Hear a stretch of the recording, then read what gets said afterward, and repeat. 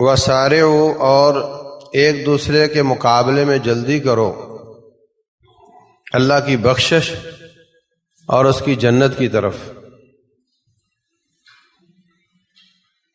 جس کی چوڑائی زمین و آسمان جیسی ہے، جو متقین کے لیے بنائی گئی ہے۔ پھر آگے متقین کی صفات بیان کی ہیں، الذین ينفقون فی السراء والضراء، جو ہر حالت میں اللہ تعالیٰ کے راستے میں خرچ کرتے ہیں۔ میں تو خود غریب ہوں، میں نے کیا خرچ کرنا ہے؟ نہیں، غریب غریب کے حساب سے خرچ کرتا ہے، امیر امیر کے حساب سے کرتا ہے۔ حضرت عثمان بن عفان رضی اللہ عنہ، انہوں نے تقریباً کلوؤں کے حساب سے سونا چاندی اور تقریباً 200 سے زیادہ اونٹ اور گھوڑے اللہ کے راستے میں اور اوپر لدا ہوا سامان بھی دے دیا۔ مقابلے میں غریب گئے جا کر کسی کے باغ میں رات نوکری کی، مزدوری کی، اس نے 2-4 کلو کھجوریں مزدوری میں دیں، اس میں سے کچھ گھر لے گیا اور کچھ نبی صلی اللہ علیہ وسلم کو لا کر دے دی۔ اس پر منافقوں نے تانے دینے شروع کیے، الذین یلمزون المتطوعین من المؤمنین فی الصدقات والذین لا یجدون الا جہدہم فیسخرون منہم سخر اللہ منہم۔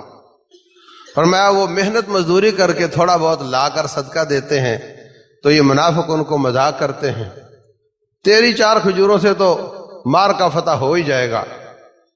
اللہ ان کے مذاق کو ان پر لٹاتا ہے، ان کے مذاق کا جواب اللہ دیتا ہے۔ تو جو 1000 والا 10 روپے دیتا ہے اور 1,00,000 روپے والا 10 روپے دیتا ہے، فرق تو بہت ہے۔ تو فرمایا متقین وہ ہیں جو ہر حالت میں اللہ کے راستے میں خرچ کرتے ہیں۔ والکاظمین الغیظ والعافین عن الناس، غصہ آ جائے تو پی جاتے ہیں اور لوگوں کو معاف کرتے ہیں۔ غصہ جب پینا ہی ہے تو پھر اللہ نے پیدا ہی کیوں کیا اس کو؟ یہ غصہ بہت قیمتی چیز ہے، بہت قیمتی چیز ہے، اس کی قیمت کوئی ادا ہی نہیں کر سکتا۔ لیکن اس وقت جب یہ اللہ کے دشمنوں کے خلاف، اگر ایک فوج کو 10 لاکھ تعداد میں بناؤ اور ان کو فیسیلیٹیٹ کرو، ہر قسم کی چیزیں ان کو لا کر دو، ان کی تربیت کرو، اور جس دشمن کے سامنے ان کو کھڑا کرنا ہے اس دشمن سے ان کو کوئی نفرت ہی نہ ہو، ان پر کوئی غصہ ہی نہ ہو، ان سے ان کو محبت ہو، تو آپ کی انویسٹمنٹ تو ڈوب گئی نا۔ غصہ اتنا قیمتی ہے، لیکن جب اپنی جگہ پر ہو، اور یہ نقصان دہ ہے جب اپنی جگہ پر نہ ہو، جب یہ مومنوں کے خلاف ہو، وہاں کہا اس کو پی جاؤ۔ والعافین عن الناس، لوگوں کو معاف کرنے والے، معاف کرنے والے۔ اللہ اکبر۔ یاد رکھو ہمیشہ معاملہ معافی سے ہی ختم ہوتا ہے، اور کوئی طریقہ نہیں ہے۔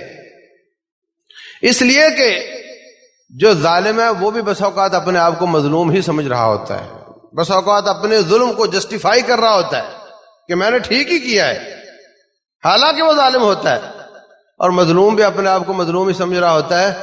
تو اس میں فیصلے قیامت والے دن ہوں گے، لیکن اس جہان میں معاملہ صاف تب ہوتا ہے جب معاف کیا جائے، اور کوئی شکل نہیں۔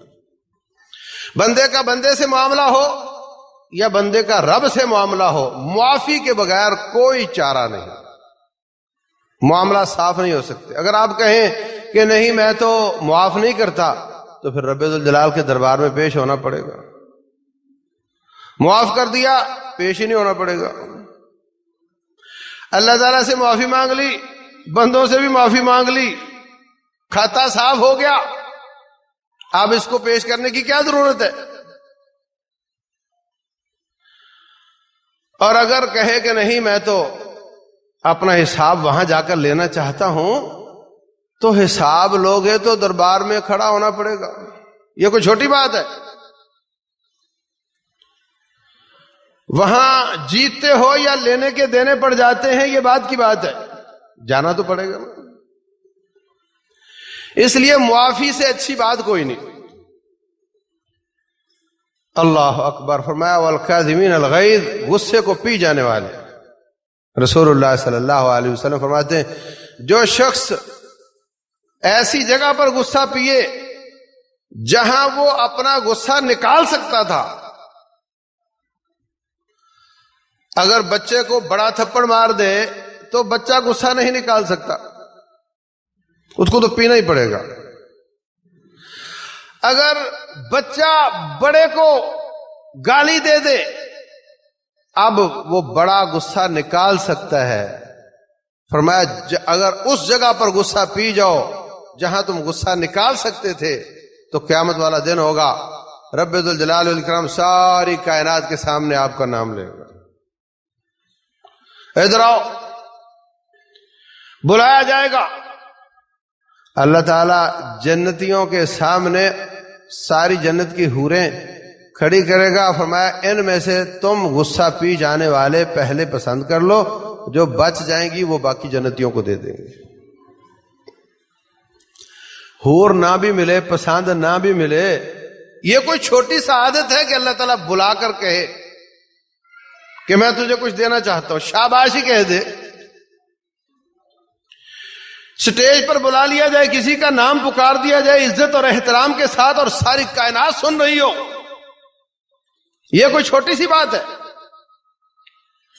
والکاظمین الغیظ، غصے کو پی جانے والے، والعافین عن الناس، لوگوں کو معاف کرنے والے، واللہ یحب المحسنین، اللہ احسان کرنے والوں کو، ہر کام احسن طریقے سے کرنے والے کو پسند کرتا ہے۔ نماز پڑھی ہے، احسن طریقے سے پڑھو، روزہ رکھا ہے، احسن طریقے سے رکھو، ہر کام گزارا جگاڑ بس ٹھیک ہے، نماز جدھر آئے جتنی آئے جیسی آئے رگڑ دینی چاہیے، 2 منٹ گاڑی کھڑی کرو، کوے کی طرح ٹھونگے مار کے آگے پھر بیٹھ گیا، چلو نماز ہو گئی، نہیں، ہر کام احسن طریقے سے کرو، تو ایسے محسنین کو رب ذوالجلال پسند فرماتا ہے۔ حتیٰ کہ دنیا کے کام بھی احسن طریقے سے کرو۔ کتنے لوگ، کتنے مستری، کتنے لکڑی والے، کتنے لوہے والے، کتنے انجن ٹھیک کرنے والے، ایک ٹھیک کریں گے 2 تاریں لگانے بھول جائیں گے، 4 سکرو ڈرائیور ہی گھما دیں گے، وہ بعد میں کسی اور مسائل کا سبب بنیں گے۔ یہ احسن نہیں ہے۔ احسن طریقے سے کام کرنا اللہ تعالیٰ نے اس کا حکم دیا ہے، وہ دنیا کا کام ہو یا عبادت کا کام، ہر کام کرو تو احسن طریقے سے۔ واللہ یحب المحسنین، جو ہر کام اچھے طریقے سے کرتا ہے اللہ اس کو پسند کرتا ہے۔ والذین اذا فعلوا فاحشۃ او ظلموا انفسهم، جب بھی کوئی بے حیائی کی بات آتی ہے، اللہ اکبر، موبائل پر دیکھ رہا تھا، اچانک کسی نے کوئی کلپ بھیج دیا بے حیا قسم کا، دل چاہتا ہے اس کو میں چیک کروں ہے کیا اس میں۔ فرمایا والذین اذا فعلوا فاحشۃ او ظلموا انفسهم ذکروا اللہ، جب وہ کوئی برائی کا کام کرنا چاہتے ہیں، ایک مطلب، یا کر چکے ہوتے ہیں، دوسرا مطلب، ذکر اللہ، اللہ کو یاد کرتے ہیں۔ اللہ تبارک و تعالیٰ کو یاد کرنے کا معنی یہ نہیں کہ وہ اللہ ہو شروع کر دیتے ہیں۔ اللہ کو یاد کرنے کا مطلب یہاں یہ بھی نہیں کہ وہ سبحان اللہ، الحمدللہ، اللہ اکبر پڑھنے لگ جاتے ہیں۔ اللہ کو یاد کرنے کا معنی اللہ کی قوت کو یاد کرتے ہیں، اللہ کی کبریائی کو یاد کرتے ہیں، اللہ کی عظمت کو یاد کرتے ہیں، اس کی پکڑ کو یاد کرتے ہیں، اپنے گناہوں کو یاد کرتے ہیں۔ فاستغفر اللہ، ذکر اللہ فاستغفروا لذنوبہم، اللہ یاد آتا ہے، ارے میں اتنا ناچیز اور کمزور اور اتنی عظیم ذات کی جناب میں نے بغاوت کر دی، فاستغفروا لذنوبہم، فوراً استغفار کی طرف آ جاتے ہیں، فوراً اللہ تعالیٰ سے معافیاں مانگنے لگ جاتے ہیں۔ وَمَن يَغْفِرُ الذُّنُوبَ إِلَّا اللَّهُ، اللہ فرماتے ہیں بتاؤ میرے سوا بخشنے والا کون؟ میرے سوا کون ہے جو بخشنے والا ہے؟ وَلَمْ يُصِرُّوا عَلَى مَا فَعَلُوا وَهُمْ يَعْلَمُونَ، جو ان سے ہو گیا اس پر اصرار نہیں کرتے، اس کو دہراتے نہیں، اس پر ہمیشگی نہیں کرتے، بلکہ پہلی فرصت میں فوراً استغفار توبہ کی طرف آ جاتے ہیں، اللہ تبارک و تعالیٰ ان کو معاف فرما دیتا ہے۔ گناہ انسان سے ہو جاتا ہے، انسان ہے اس سے گناہ ہو جاتا ہے، لیکن اس پہ اصرار کرنا، پے در پے کرتے چلے جانا، یہ اس کی غلطی ہے۔ فرمایا رسول اللہ صلی اللہ علیہ وسلم نے، کل بنی آدم خطاء وخیر الخطائین التوابون، ہر انسان غلطی کرتا ہے، لیکن اچھا وہ ہوتا ہے جو فوراً رجوع کر لیتا ہے، واپس آ جاتا ہے، باز آ جاتا ہے، توبہ کر لیتا ہے، وہ اچھا ہوتا ہے، اور جو اس پہ چلتا چلا جاتا ہے پھر اللہ تعالیٰ اس کو پکڑ لیتا ہے۔ تو اس آیت میں اللہ تبارک و تعالیٰ نے ابتدا کیسے کی؟ سارعوا الی مغفرۃ من ربکم وجنہ۔ اسرعوا اور سارعوا میں یہ فرق ہوتا ہے، اسرعوا کا معنی جلدی کرو، اور سارعوا کا معنی جلدی کرنے کے مقابلے میں حصہ لو، ایک دوسرے کے مقابلے میں جلدی کرو۔ یہ جہان کمپٹیشن کا جہان ہے۔ آپ کو کاروبار میں نظر آتا ہے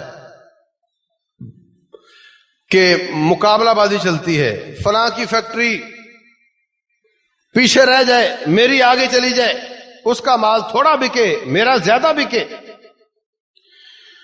یہ بھی کوشش کرتا ہے، وہ بھی کوشش کرتا ہے، بس اوقات غلط کام بھی کرتے ہیں۔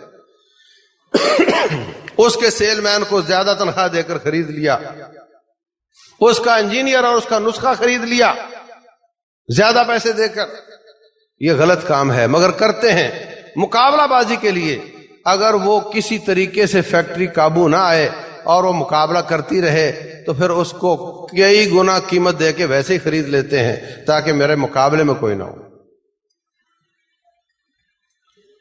تو یہ جہان کمپٹیشن کا جہان ہے، ملک ملکوں سے مقابلہ کر رہے ہیں۔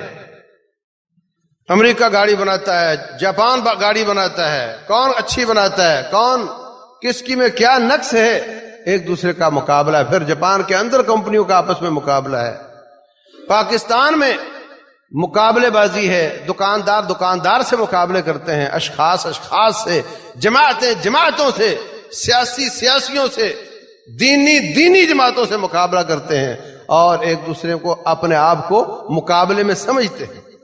انہوں نے یہ کیا تو میں اب یہ کروں گا۔ تو جس طرح دنیاوی حساب سے دنیا ایک دوسرے کے مقابلے میں کھڑی ہے، اللہ فرماتے ہیں آخرت وہ میدان ہے جس میں تمہیں ایک دوسرے کا مقابلہ کرنا چاہیے۔ وَسَابِقُوا إِلَى مَغْفِرَةٍ مِّن رَبِّكُمْ وَجَنَّةٍ عَرْضُهَا كَعَرْضِ السَّمَاءِ۔ سورہ الحدید میں اللہ فرماتے ہیں مسابقہ کرو، ایک دوسرے کے ساتھ مقابلے میں دوڑ لگاؤ جنت کی طرف، اللہ کی بخشش کی طرف۔ تیسرے مقام پر اللہ فرماتے ہیں فَاسْتَبِقُوا الْخَيْرَاتِ، ہر اچھے کام میں ایک دوسرے سے سبقت لے جاؤ۔ چوتھے مقام پر اللہ تعالیٰ فرماتے ہیں وَفِي ذَلِكَ فَلْيَتَنَافَسِ الْمُتَنَافِسُونَ، اگر ایک دوسرے کا مقابلہ کرنا ہے تو یہ آخرت کا میدان وہ میدان ہے جس میں مقابلہ کیا جائے۔ دنیاوی میدان میں آپ کا کچن چلتا ہے، آپ کی ضرورت پوری ہو رہی ہے، تو اب توجہ آخرت کی طرف کرو، اب توجہ اللہ کے دین کی دعوت کی طرف کرو، اب توجہ آخرت میں اچھے سے اچھا گھر بنانے کی طرف کرو۔ لیکن یہ نہیں کہ میرے پاس اتنا مال ہے کہ ساری عمر بیٹھ کر کھاؤں تو ختم نہیں ہوتا، مگر جیسے جیسے مال بڑھتا چلا جاتا ہے، حرص اور لالچ اور بڑھتا چلا جاتا ہے، اور شیطان آخرت کی طرف آنے نہیں دیتا۔ یہ طریقہ درست نہیں، بلکہ یہ کہ دنیا میں گزارا چلاؤ، اصل ہدف، اصل ٹارگٹ، اصل ویژن آخرت کو بناؤ، اور اس کے لیے ایک دوسرے کا مقابلہ کرو۔ صحابہ کرام آخرت کے مقابلے میں حصہ لیا کرتے تھے۔ آپ کیا لائے ہیں؟ میں گھر کا آدھا سامان لایا، آپ کیا لائے ہیں؟ میں سارا سامان لے کر آ گیا۔ حضرت عمر بن خطاب رضی اللہ عنہ آتے ہیں، کہتے ہیں آج کے بعد میں اس بزرگ کا کبھی مقابلے میں حصہ نہیں لوں گا، ہر بار میں ان سے ہار جاتا ہوں، آج کے بعد میں ان کا مقابلہ نہیں کروں گا۔ صاف مطلب ہے کہ مقابلہ کرتے تھے تو کہا نا نہیں کروں گا، اب میں اوروں سے کروں گا، ان سے نہیں کروں گا. مقابلہ کرتے تھے وہ. عبادت میں مقابلے، ایک دوسرے سے بڑھنے کی کوشش، صدقات میں مقابلے، جہاد میں مقابلے. کون ہے جو نکل کر اکیلا مقابلہ کرے گا؟ ہر کوئی کہتا ہے میں نکل کے مقابلہ کروں گا. تو صحابہ کرام بھی، جتنے بھی نیک لوگ ہیں، سب ایک دوسرے سے بڑھ کر نیکی کرنے کی کوشش کرتے تھے. تو ایک دوسرے سے بڑھ کر نیکی کرنے کے کچھ طریقے ہوتے ہیں. بعض لوگ دنیا میں بھی ٹیکنیکل طریقے سے مقابلہ کرتے ہیں، اور بعض لوگ بس دیسی طریقے سے محنت زیادہ کرتے ہیں. ایک آدمی گھر بیٹھا ہے، وہ سوشل میڈیا پہ اپنی پیداوار کو نشر کر رہا ہے.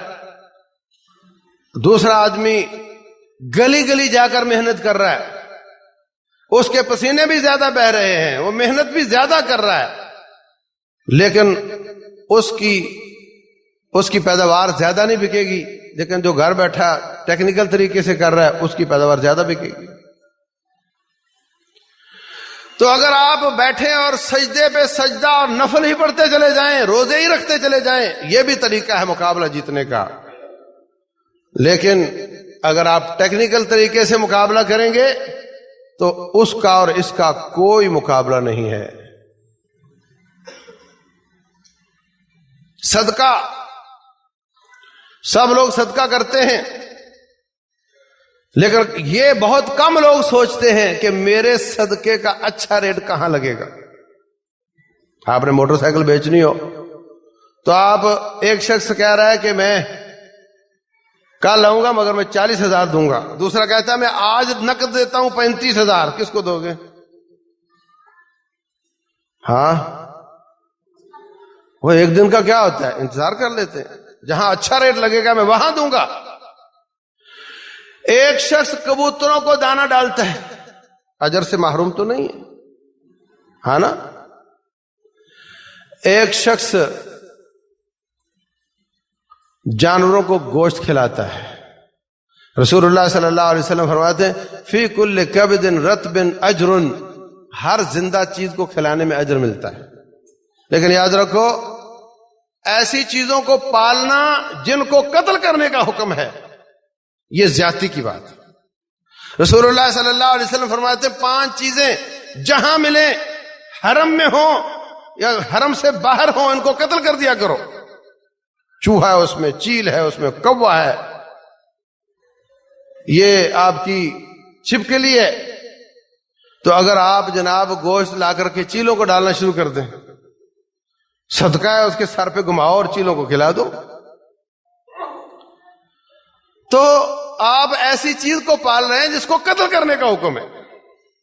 بہرحال ایک آدمی روڈ پر دسترخوان بنا کر ہیروئنچیوں کو کھانا کھلاتا ہے، اجر سے خالی تو نہیں ہوگا، ہر جاندار کو کھلانے کا اجر ہے. ایک شخص، ایک عورت کتے کو پانی پلاتی ہے، اللہ تعالیٰ اس کو معاف کر دیتا ہے، اجر سے خالی تو نہیں ہے. ایک شخص نمازیوں کو کھانا کھلاتا ہے. رسول اللہ صلی اللہ علیہ وسلم فرماتے ہیں لا تجالس الا تقیا ولا یاکل طعامک، لا تجالس الا ولا یاکل طعامک الا تقی، اچھے لوگوں کے ساتھ بیٹھا کرو اور تیرا کھانا متقی لوگ کھائیں. پھر متقیوں میں بھی فرق ہے. ایک پیسے والا پیٹ بھرا ہوا، اس کو لے جاؤ کھانا کھلانے کے لیے، اور ایک بھوکا ہے، کوئی 1 دن کا، کوئی 2 دن کا، اس کو کھانا کھلانا فرق ہو جائے گا. اس میدان میں کھانا کھلانا اور پہاڑ پر چڑھ کر اللہ کے شیروں کو کھانا کھلانا فرق تو پڑ جائے گا. مدرسے کے طالب علموں کو کھانا کھلانا اچھا ریٹ لگے گا. تو مقابلہ جیتنے کے لیے اگر صدقہ کرنا ہے تو رسول اللہ صلی اللہ علیہ وسلم فرماتے ہیں، بلکہ اللہ تعالیٰ کا فرمان ہے فرمایا لا يستوي منكم من انفق من قبل الفتح وقاتل اولئك اعظم درجة من الذين انفقوا من بعد وقاتلوا وكلا وعد الله الحسنى. فرمایا فتح مکہ سے پہلے جس نے صدقہ کیا اور قتال کیا اس کا مقابلہ وہ لوگ نہیں کر سکتے جنہوں نے فتح مکہ کے بعد یہ کام کیا. فرق سمجھے؟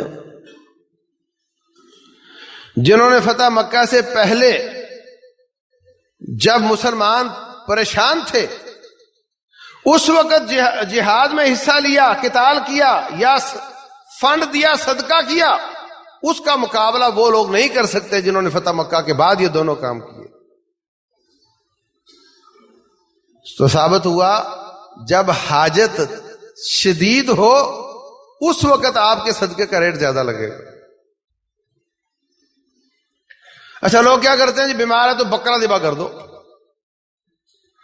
اور صدقے کے بکرے بھی ایک آئیکن بن چکے ہیں کہ وہ بالکل مریل سا ہوگا، یہ جی صدقے کا بکرا ہے بس اس کو ذبح کر دو. بھائی جس کو آپ دینا چاہ رہے ہو اس کو ہو سکتا ہے تن پر کپڑے پورے نہ ہو، تم ان کو بکرا دے رہے ہو. اس کی جو حاجت ہے وہ پوری کرو گے تو تجھے زیادہ اجر ملے گا. اس کو کھانے کی ضرورت ہے تو کھانا دو، کپڑے کی ضرورت ہے تو کپڑا دو، اس کا زیادہ اجر ہوگا، بکرے کا زیادہ نہیں ہوگا. تو آپ اگر صدقے کے مقابلے میں جیتنا چاہتے ہیں تو ایک پوائنٹ اس کا یہ ہے کہ آپ ایسی جگہ پیسہ لگائیں جہاں پہ زیادہ ضرورت ہے. نمبر 2، ایسی جگہ پیسہ لگائیں جہاں پہ زیادہ دیر تک رہے گا. مثلا کھانا کھلا دیا، اس کی نسبت اگر کوئی مسجد، کوئی مدرسہ، کوئی کنواں اس میں پیسہ لگایا وہ تو 100 سال نہیں جاتا، 50 سال نہیں جاتا. تو جتنی دیر وہ قائم رہے گا، طالب علموں کو کتابیں لے کر دے دیں جب تک وہ پڑھتے رہیں گے، مسجد میں قرآن رکھ دیے جب تک پڑھے جاتے رہے ہوں گے، تو جو زیادہ دیر تک استعمال ہو. یہ دوسرا پوائنٹ ہے صدقے کے اچھے نمبر لگوانے کا. تیسرا پوائنٹ یہ ہے کہ زیادہ دیا جائے، کوشش کی جائے کہ زیادہ کیا جائے، تو زیادہ کرنے سے بھی زیادہ اجر ملے گا. چوتھا پوائنٹ یہ ہے کہ ایسے دل کے ساتھ دیا جائے جس میں خلوص ہو. ان اللہ لا ينظر الى صورکم ولا الى اموالکم. اللہ نمبر دیتے وقت تمہاری شکلیں نہیں دیکھتا کہ یہ زیادہ خوبصورت ہے تو نمبر زیادہ دے دو، یہ بدصورت ہے تو اس کو نمبر کم دے دو. یہ شکلیں میرے رب نے خود بنائی ہیں. بلال کی شکل کالی ہے مگر زمین پر چلتا ہے، قدموں کی آہٹ جنت میں آ رہی ہے، رضی اللہ عنہ. اللہ شکلیں دیکھ کر نمبر نہیں دیتا. ولا الی اموالکم، تمہارا بینک بیلنس دیکھ کر نمبر نہیں دیتا. ولکن ینظر الی قلوبکم واعمالکم، دیکھتا ہے کہ تم کرتے کیا ہو اور دیکھتا یہ ہے کہ کس دل کے ساتھ کرتے ہو. حضرت خالد بن ولید رضی اللہ تعالیٰ عنہ 6 ہجری میں مسلمان ہوئے، فتح یہ صلح حدیبیہ کے بعد. حضرت عبد الرحمن بن عوف مکہ میں ہجرت سے پہلے مسلمان ہوئے، مارے کھائیں، گھر بار چھوڑا، قربانیاں زیادہ ہیں، عبادات زیادہ ہیں، قربانیاں زیادہ ہیں. خالد بن ولید لیٹ آئے، سٹیٹس دونوں کا صحابی کا ہے مگر ان کی قربانیاں اتنی نہیں، ان کی عبادات کا بیلنس اتنا نہیں. ان دونوں کا آپس میں جھگڑا ہوا. رسول اللہ صلی اللہ علیہ وسلم فرماتے ہیں حضرت خالد رضی اللہ عنہ کو مخاطب کرتے ہوئے فرمایا لو ان احدکم انفق مثل احد ذهبا، اگر آپ لوگ احد پہاڑ کے مالک بن جاؤ، احد پہاڑ سونے کا بن جائے، سارے کا سارا صدقہ کرنے کی توفیق مل جائے، ما بلغ مد احدہ ولا نصیفہ، اس کے ایک مٹھی کے صدقے کا تو مقابلہ نہیں کر سکتے. تو جتنا خلوص زیادہ ہو، جتنا للہیت اور اللہ کا خوف اور تقوی زیادہ ہو، اسی قدر اس کے اعمال کا اجر اور وزن زیادہ ہو جاتا ہے. اسی طرح نماز، روزہ، ہر کام میں ایک دوسرے کا مقابلہ کرنا ہے. روزہ رکھنا ہے، روزے کی تیاری کرنی ہے. تمام عبادات میں ایک کامن چیز سمجھ لیں کہ کچھ جگہیں ایسی ہوتی ہیں جہاں اجر زیادہ ہو جاتا ہے اور کچھ اوقات ایسے ہوتے ہیں جن میں اجر زیادہ ہو جاتا ہے. رسول اللہ صلی اللہ علیہ وسلم فرماتے ہیں افعلوا الخیر دہرکم، ہمیشہ اچھا کام کیا کرو. وتعرضوا لنفحات ربکم، اللہ تبارک و تعالیٰ کی رحمت کے جھونکوں کے سامنے اپنے آپ کو پیش کیا کرو. کبھی کبھی جھونکے چلتے ہیں، اس کا خیال کرو، اور جب چلیں تو اپنے آپ کو اس جھونکوں کے سامنے کھڑا کرو.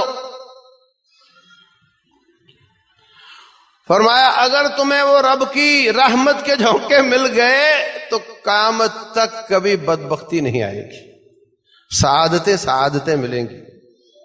وہ اللہ تعالیٰ کی رحمت کے جھونکے کیا ہیں؟